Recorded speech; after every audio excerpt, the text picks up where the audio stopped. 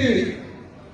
ಇನ್ನೂ ಏನ್ ಮಾಡ್ತೀವಿ ಅಂತಂದ್ರೆ ಈ ಕಾಡಿಗೆ ಜೋಳ ಅಂತ ಇರ್ತದ, ಆ ಕಾಡಿಗೆ ಜೋಳ ಅದನ್ನ ಎಲ್ಲಾ ರಾಶಿ ಕೆಡಿಸಬಾರ್ದು ಅಂತ ಹೊರಗಡೆ ಇಟ್ಟಿರ್ತೀವಿ. ಇಲ್ಲಿ ಬಹುತೇಕ ಕಾಡಿಗೆ ಜೋಳ ಯಾವ್ದು ಬಂದಿಲ್ಲ. ಇಲ್ಲಿ ಬಂದಿರ್ತಕ್ಕಂಥದ್ದು ಏನಪ್ಪಾ ಅಂತಂದ್ರೆ ಬೀಜದ ಜೋಳ ಬಂದಿದೆ.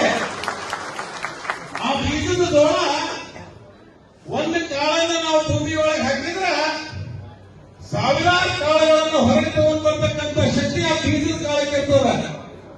ಇಲ್ಲಿ ಮೂಡಿರ್ತಕ್ಕಂಥವ್ರು ನಾವು ಏನಪ್ಪಾ ಅಂತಂದ್ರ ಬೀಜದ ಕಾಳು ಅಂತ ನಾವೆಲ್ಲರೂ ಭಾವನೆಯನ್ನು ಇಟ್ಕೊಳ್ಬೇಕು. ಒಂದು ಕಾಳನ್ನು ಹಾಕಿದ್ರೆ 1000 ಕಾಳು ಹೆಂಗ್ ಹೊರಗೆ ಬರ್ತಾವೋ ನಾವೆಲ್ಲರೂ ಕೂಡ 9ನೇ ತಾರೀಕಿನವರೆಗೆ ಪ್ರತಿಯೊಂದು ಹಳ್ಳಿಗೂ ಪ್ರತಿಯೊಂದು ಮತದಾರರಿಗೆ ಭೇಟಿಯಾಗಿ ಅವರೆಲ್ಲರ ಮನಸ್ಸುಗಳನ್ನು ಪರಿವರ್ತನೆ ಮಾಡುವುದರ ಜೊತೆಗೆ ನಾವು ಕೊಟ್ಟಿರ್ತಕ್ಕಂಥ 5 ಗ್ಯಾರಂಟಿಗಳನ್ನ ಅಭಿವೃದ್ಧಿ ಕೆಲಸಗಳನ್ನ